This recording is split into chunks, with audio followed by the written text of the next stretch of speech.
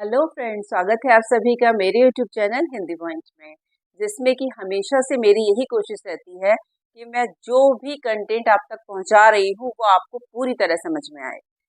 क्योंकि अगर यहाँ से मेरे बोलने से भी आपको नहीं समझ में आ रहा है तो फिर मेरी क्लास बेकार है। और मेरी क्लास में हमेशा से ही यही होता आया है कि अगर मैं क्लास में कोई कंटेंट कोई चीज़ आप तक लेके आई हूँ तो वो सभी बच्चों तक बड़ी आसानी से पहुंची है और उन्होंने समझी भी है। फ्रेंड्स, आज जो मैं टॉपिक लेके आई हूँ वो है वाच्य का। वाच्य की परिभाषा, वाच्य के भेद, कर्तृवाच्य का भाववाच्य में रूपांतरण, भाववाच्य का कर्मवाच्य में रूपांतरण, ये सारी जानकारी चाहिए। तो अगर आप चैनल पे नए हैं तो चैनल को लाइक करें, सब्सक्राइब करें और बेल आइकन को जरूर प्रेस करें। तो अगर आपने ये सब कर लिया है तो हम लोग शुरू करते हैं अपनी वीडियो वाच्य की। फ्रेंड्स, वाच्य जिसको कि इंग्लिश में हम वॉइस भी कहते हैं, वाच्य का अगर हम अर्थ देखें तो इसका अर्थ होता है बोलने का विषय। और अगर इसकी परिभाषा को हम अगर परिभाषा में बांधने का प्रयास करें तो क्रिया के जिस रूप से हमें ये पता चले कि क्रिया में प्रधानता कर्म की है, कर्ता की है या भाव की है, तो वो वाच्य कहलाता है। मतलब क्रिया का संबंध कर्ता से है, कर्म से है या भाव से है, तो वो हमारा वाच्य कहलाता है। फ्रेंड्स, मुझे ऐसी उम्मीद है कि वाच्य तो आपको क्लियर हो गया होगा कि वाच्य की डेफिनेशन क्या होती है या वाच्य किसे कहते हैं। मैं फ्रेंड्स एक चीज और बताना चाहूँ, जैसे मैंने बताया कि वॉइस इंग्लिश में भी होता है, आप लोग इंग्लिश में और आसानी से समझ पाएंगे। इसके 2 पार्ट्स होते हैं, कर्तृवाच्य, अकर्तृवाच्य। तो एक्टिव वॉइस और पैसिव वॉइस जैसा कि आपने पढ़ा भी है, सेम वही चीज है, हिंदी में है ये है, लेकिन वही चीज ये मैं आपको इसलिए क्लियर कर रही हूँ कि आप लोगों ने इंग्लिश में भी इसे पढ़ा ही होगा। तो फ्रेंड्स, पहले देख लेते हैं वाच्य के बारे में कि वाच्य है क्या। वो मैंने बोर्ड पे भी लिखा है, बोर्ड के हिसाब से देख लेते हैं, उसके बाद धीरे धीरे मैं आपको एक्सप्लेन करती ही चलूंगी। फ्रेंड्स, एक चीज का ध्यान रखिएगा, जो चीज नहीं भी समझ में आ रही है उसको 1 नहीं 2 नहीं 4 5 जितने बार आपको करना है मैसेज करिए, कमेंट करिए, मैं चीज को अच्छे से क्लियर कर दूंगी। लेकिन वीडियो देखें और उसमें अपने एंगेजमेंट भी जरूर दिखाएं, लाइक कि अपना कोई जो कमेंट है वो जरूर अपना शेयर करें। चलिए देखते हैं बोर्ड पे मैं आपको क्या सिखाने का प्रयास कर रही हूँ।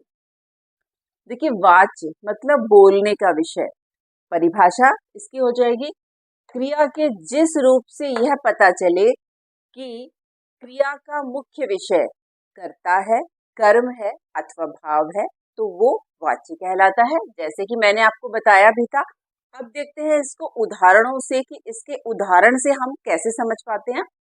देखिए, नेताजी सुंदर लग रहे थे। अब मैंने नेताजी को यहाँ हाईलाइट करने के लिए रेड कलर से लिख दिया है, क्योंकि नेताजी कर्ता है, तो मुझे कर्ता को आपको दिखाना था, तो मैंने उसको रेड पेन से लिख दिया। और यहाँ लिख भी दिया है, इस वाक्य में नेताजी कर्ता है। क्यों है कर्ता? क्योंकि नेताजी सुंदर लग रहे थे। तो नेताजी कोई काम नहीं कर रहे थे या नेताजी कोई भाषण नहीं दे रहे थे, नेताजी तो केवल सुंदर लग रहे थे। तो प्रधानता किसकी हुई? नेताजी की, अर्थात कर्ता की। दूसरा एग्जाम्पल देखते हैं, बाल गोविंद भगत खेती बाड़ी कर रहे हैं। अब यहाँ मैंने खेती बाड़ी को रेड पेन से लिखा है, मीन्स ये कर्म है। यहाँ मैंने लिखा भी है, इस वाक्य में खेती बाड़ी कर्म है, क्योंकि बाल गोविंद भगत द्वारा ये काम किया जा रहा है। कौन सा काम? खेती बाड़ी करने का। तीसरा है, उससे रोया नहीं जाता। यहाँ मैंने रोया को हाईलाइट करने के लिए रेड से लिखा है। और इस वाक्य में रोना जो है भाव है। फ्रेंड्स, क्योंकि रोना जो है एक भाव, अंदर से ही भाव आते हैं, एक भावात्मक क्रिया है। तो इसके लिए जो है यहाँ मैंने लिखा है कि इस वाक्य में रोना एक भाव है, कोई कर्म नहीं है, इसमें कोई कर्ता वाली बात नहीं है, केवल भाव है, क्योंकि रोना अपने आप में एक भाव है।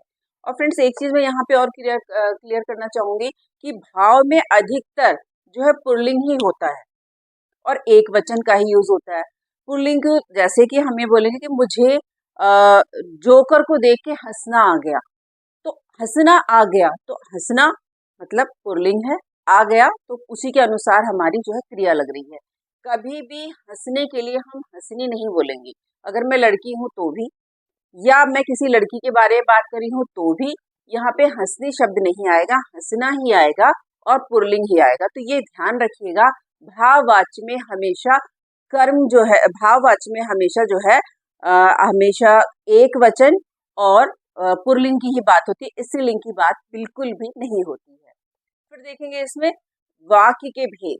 वाक्य के भेद जैसे मैंने बताया था, कर्तृवाच्य और अकर्तृवाच्य, मतलब एक्टिव वॉइस और पैसिव वॉइस, ये तो आपको पता ही है। और ये जो अकर्तृवाच्य है इसके फिर दो भाग दिखाए हैं, लेकिन पहले हम ये जानेंगे कि ये कर्तृवाच्य और अकर्तृवाच्य में क्या डिफरेंस है। फ्रेंड्स आप यहाँ देख रहे हैं, यहाँ मैंने अ लिखा है और यहाँ मैंने कर्तृवाच्य और यहाँ भी कर्तृवाच्य। अगर ध्यान से देखें यहाँ केवल अ लिखा है। अ का मतलब होता है नहीं, अर्थात जिसमें कर्म नहीं है, तो वो हमारा हो जाएगा अकर्तृवाच्य। और कर्तृवाच्य जो कि कर्ता की प्रधानता है, और अकर्ती मतलब जिसमें कर्ता की प्रधानता नहीं है। सॉरी मैंने कर्म बोल दिया था, जिसमें कर्ता की प्रधानता नहीं है। तो ये डिफरेंस है कर्तृवाच्य और अकर्तृवाच्य में। एक में कर्ता की बात हो रही है और दूसरे में कर्ता की बात नहीं हो रही है। अब जो ये अकर्तृवाच्य है इसके फिर दो भाग हो जाते हैं। एक हो जाता है इसमें कर्म भाव और दूसरा भाववाच्य। तो कर्मवाच्य क्या होता है, भाववाच्य क्या होता है, इसकी जानकारी भी आपको मिलेगी। उससे पहले हम देखेंगे कि कर्तृवाच्य क्या होता है। देखिए मैंने यहाँ लिखा है कि क्रिया के जिस रूपांतरण से हमें ये पता चले कि क्रिया का संबंध कर्ता से है, तो वहां पे कर्तृवाच्य होता है। जैसे उसमें क्या होता है कि क्रिया के जो लिंग, वचन और पुरुष और जो है ये भी कर्ता के अनुसार ही लगते हैं। अर्थात कहने का मतलब ये है कि क्रिया के जिस रूपांतरण से हमें ये पता चले कि कर्ता की प्रधानता जो है इसमें है, और इसके ही जो क्रिया के लिंग, वचन और पुरुष है वो बदल रहे हैं कर्ता के अनुसार ही, तो ये हमारा कर्तृवाच्य होता है। इसको उदाहरणों के माध्यम से भी समझ लेंगे। उदाहरण भी मैंने यहाँ पे लिख दिए हैं, उदाहरण के माध्यमों से भी समझाऊंगी। और कर्तृवाच्य मुझे ऐसी उम्मीद है आपको पता चल गया होगा। एक शॉर्ट तरीके से और बताना चाहूंगी, जब हमें ये पता चले कि कर्ता की प्रधानता है, क्रिया के जिस रूप से हमें ये पता चलता है कि कर्ता की प्रधानता है। कर्ता की प्रधानता मतलब जैसे मैंने बताया था, नेताजी सुंदर लग रहे हैं या सीता अच्छी लग रही है, मतलब कुछ इस तरीके की बातें जिसमें कर्ता की प्रधानता हो रही है, कर्ता की बात हमें पता चल रही है, मतलब उसके द्वारा कोई काम नहीं हो रहा है, कर्म की प्रधानता नहीं है, केवल कर्ता की प्रधानता। या बालक रो रहा है, तो इसमें क्या है, बालक की प्रधानता होगी, मीन्स कर्ता की प्रधानता होगी। तो आई होप कर्ता आपको पता चल गया होगा। चलिए देखते हैं इसके एग्जाम्पल एक दो, जिससे आपको और अच्छे से क्लियर होगा। देखिए बालक सोता है, मैंने कर्तृवाची के उदाहरण यहाँ लिखे हैं। बालक सोता है, अब बालक क्या है, एक वचन है और क्रिया का रूप भी एक वचन में है। बालक सोता है तो क्रिया का जो रूप है वो भी एक वचन में, सोता है मतलब एक बालक सोता है। तो लिंग वचन कारक जो मैंने बताया कि ये भी कर्ता के अनुसार होते हैं, तो वही चीज मैंने यहाँ एग्जाम्पल में आपको दिखाई है। दूसरा है बच्चे खेलते हैं, तो बच्चे क्या है, बहुवचन, और क्रिया का रूप भी बहुवचन नहीं होगा। बच्चे खेलते हैं मतलब बहुत सारे बच्चों की बात हो रही है, बच्चे बहुवचन, खेलते हैं बहुवचन, मतलब काफी सारे बच्चे खेलते हैं, तो यहाँ पे बहुवचन की बात हो रही है। फिर है हालदार साहब ने पान खाया, यहाँ पे हालदार साहब जो है वो पुल्लिंग है और क्रिया भी पुल्लिंग है। पान खाया, अब पान खाई नहीं होता, पान खाया मतलब हालदार साहब भी पुल्लिंग और पान खाना भी पुल्लिंग। तो ये इस तरीके से कर्तृवाच्य हमारा क्लियर हुआ, और मुझे उम्मीद है कि आपको अच्छे से ये आ भी गया होगा कि कर्तृवाच्य किसे कहते हैं। चलिए आप देखते हैं हम लोग अकर्तृवाच्य किसे कहते हैं। चलिए फ्रेंड्स अब हम देखेंगे कि अकर्तृवाच्य किसे कहते हैं। वैसे तो अकर्तृवाच्य जैसे मैंने बताया, अ का मतलब नहीं, कर्ती मतलब कर्ता, जिसमें कर्ता नहीं है वो अकर्तृवाच्य है।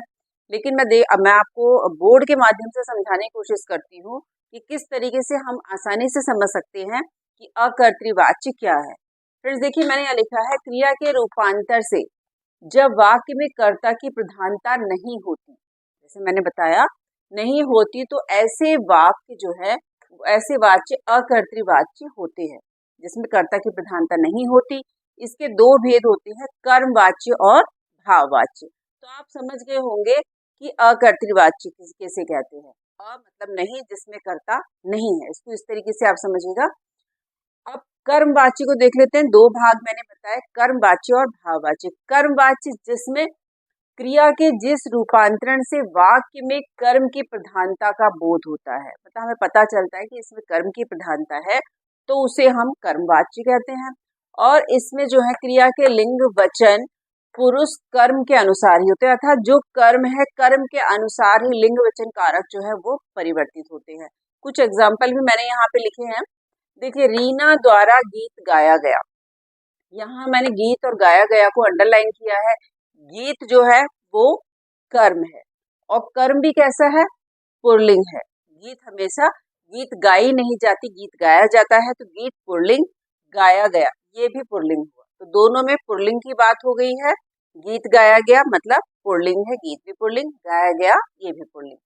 फिर है पतंग उड़ रही है, पतंग क्या है, स्त्रीलिंग है, उड़ रही है, इसी कर्म के अनुसार ही इसकी जो क्रिया लगी है वो कर्म के अनुसार लगी है, क्योंकि पतंग जो हमारी कर्म है वो स्त्रीलिंग है, तो इसकी क्रिया जो है वो स्त्रीलिंग ही लगेगी, तो पतंग उड़ रही है यानी स्त्रीलिंग।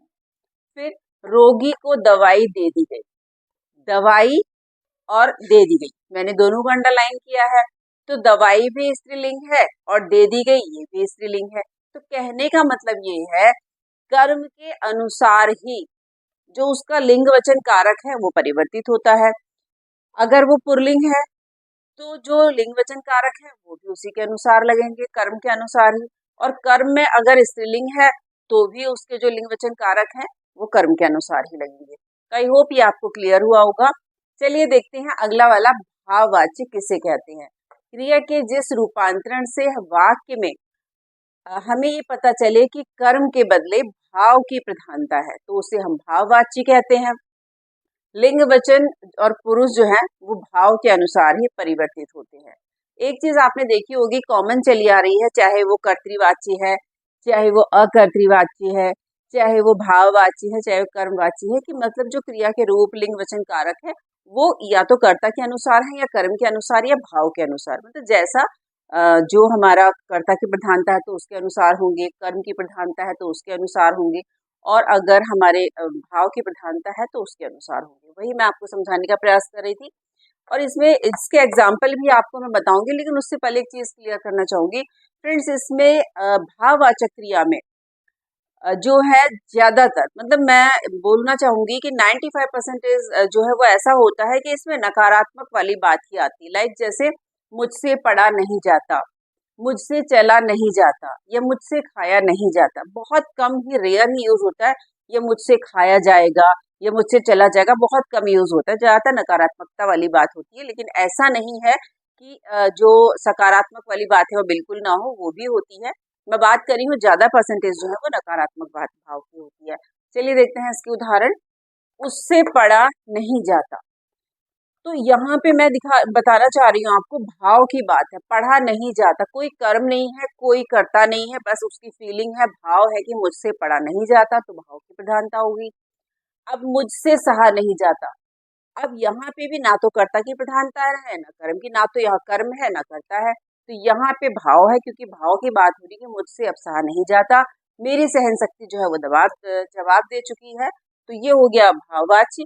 फिर है युवराज से पढ़ा जा रहा है, तो यहाँ मैंने बोला था कि बहुत कम होता है सकारात्मक वाली बात, तो वही मैंने यहाँ लिखा है कि युवराज से पढ़ा जा रहा है, तो यहाँ पे भी भाव की बात हो रही है, या पढ़ा जा सकता है या पढ़ा जा रहा है, जो भी है वो भाव की बात है। तो आई होप आपको कर्मवाच्य भाववाच्य स्पष्ट हुए होंगे। और जैसे मैंने बताया आपको कि भाववाच्य में हमेशा इसमें अधिकतर जो है वो पुल्लिंग ही ज्यादा होते हैं। भाववाची में हमेशा पुल्लिंग का ज्यादा होता है और एक वचन का ज्यादा यूज होता है। पुल्लिंग और एक वचन का ध्यान रखिएगा, अक्सर यही एग्जाम में भी आता है। और यहाँ मैंने आपको कर्तृवाची से कर्मवाची में परिवर्तन कैसे करते हैं। फ्रेंड्स क्या होगा, एग्जाम में आपको जो क्वेश्चन पेपर आएगा उसमें इस तरीके से आपको लिखा होगा, और आपको ये भी लिखा होगा, ये भी लिखा होगा, आपको उसमें से चूज करना होगा कि इसको कर्मवाची में कैसे बदले, ये किस तरीके से करें। तो वो मैंने आपको समझाने का यहाँ पे प्रयास किया है। देखिए, पहला सीता खाना खाती है, तो यहाँ पे जो ये कर्तृवाच्य सीता की प्रधानता है, कर्ता सीता है, और यहाँ पे सीता के द्वारा कर्म हो रहा है, रोटी खाई जा रही है, तो यहाँ द्वारा लग जाएगा। फ्रेंड्स कर्म में हमेशा द्वारा लगता है, सीता के द्वारा खाना खाया जाता है। अब यहाँ यह लेख मेरी माँ ने लिखा है, यहाँ माँ की प्रधानता माँ कर्ता हो गई, लेकिन यह लेख मेरी माँ के द्वारा लिखा गया, यहाँ कर्म की प्रधानता है, द्वारा लग करके हमें पता चलता है यहाँ पे कर्म की प्रधानता है। तुम फूल तोड़ोगे, यहाँ पे तुम जो है कर्ता हो गए, यहाँ पे कर्ता की प्रधानता, और तुम्हारे द्वारा फूल तोड़ा जाएगा, मतलब द्वारा लगने से ये कर्म की बात होगी, तुम्हारे द्वारा ये कर्म किया जाएगा, तो ये कर्मवाच्य में ऐसे परिवर्तित होगा।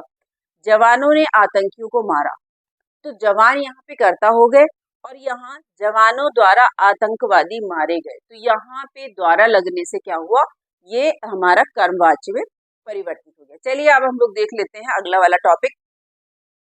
अब हम देखेंगे कर्तृवाच्य से भाववाच्य में परिवर्तन, मतलब कर्तृ का मतलब कर्ता से भाव में परिवर्तन कैसे करेंगे। अगर हमारे जो एग्जाम्स में आ जाता है, बहुत इजी होता है, बहुत ही मतलब समझने वाली बात है। ऐसे अगर आप सोचें कि रट करके आप चले जाएंगे तो आप पास हो जाएंगे, तो ऐसा बिल्कुल भी नहीं होने वाला। आप समझने का प्रयास कीजिए। देखिए, युवराज पढ़ रहा है, यहाँ प्रधानता किसकी, युवराज की, मतलब कर्ता की, युवराज यहाँ करता है।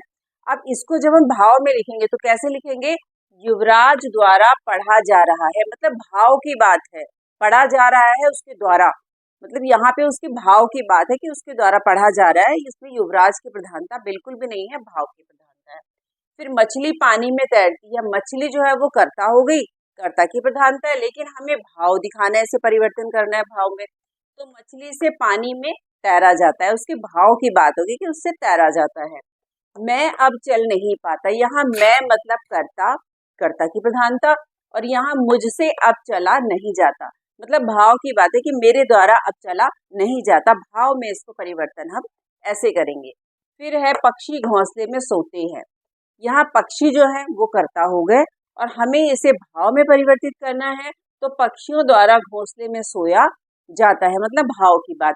फ्रेंड्स, इस तरीके से आपने समझा कि हम कैसे भाववाच्य में भाववाच्य, कर्तृवाच्य से भाववाच्य में और कर्तृवाच्य से कर्मवाच्य में से हम परिवर्तित कर सकते हैं। थोड़ा सा ही दिमाग अपना यूज करके, मतलब यूज से मेरा मतलब है दिमाग थोड़ा सा फोकस करके वीडियो में कि मैं क्या समझाने का प्रयास कर रही हूँ। तो फ्रेंड्स, जैसे कि मैंने आज वॉइस वाला चैप्टर आपको, यानी वाच्य बोलने का विषय आपको समझाया, मुझे पूरी उम्मीद है कि मैं समझाने में शायद कामयाब रही होगी। बाकी आपके कमेंट्स बताएंगे कि आपको वीडियो कैसी लगी। तो फ्रेंड्स, वीडियो को अगर समझ में नहीं आ रही तो एक दो बार जो है उसको रिपीट करके देख सकते हैं। अपने फ्रेंड्स के साथ भी इसको शेयर करिए, जो आपके फ्रेंड्स हैं जो 10th का एग्जाम दे रहे हैं, चाहे वो कहीं भी रहे हैं, तो वीडियो आप शेयर कर सकते हैं। वैसे तो मैंने क्लास 10th का 2024-25 करके एक प्लेलिस्ट बना ली है, जिसमें सारा सिलेबस मैं डाल रही हूँ, तो आप उस अपने फ्रेंड्स के साथ उसको भी शेयर कर सकते हैं। फ्रेंड्स, तो आप लोग करिए आज की वीडियो को एंजॉय, और मैं चलती हूँ अपनी नेक्स्ट वीडियो की तैयारी में। तब तक के लिए जय हिंद, जय भारत।